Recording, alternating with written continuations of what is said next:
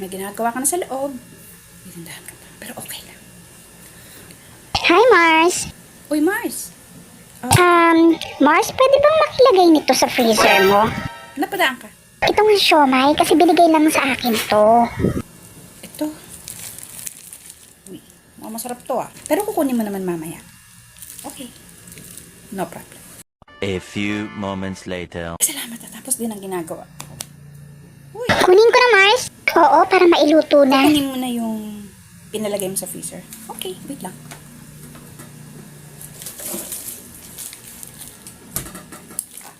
Eto na. Ay, huwag na lang pala.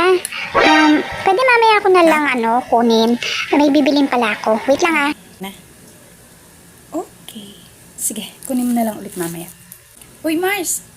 Kinuha na pala ng anak mo yung pinalagay mo kanina. Pwedeng pakilagay naman itong chicken, ha? Kasi, mga baon ito ng mga bata po. Palagay uli. Nag-defrost kasi ako ng ref. So, hindi pa pwedeng lagyan. Lahat nga ng laman tinanggal ko na eh. Ganun ba? Oo. Sige. Mars, baka pwede nang ipalagay Ay. ito.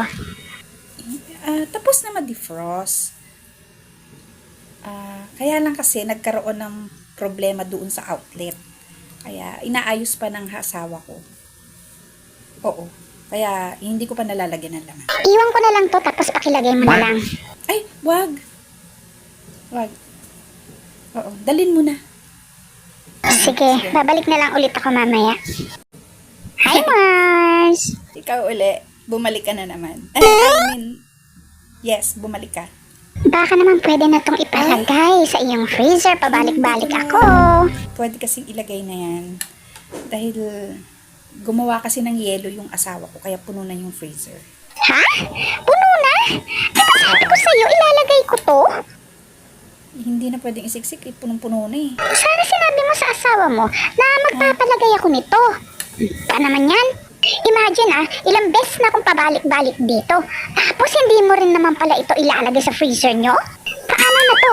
Mabubulok to. Sa'yo kaya ako humingi ng pambao ng mga anak ko.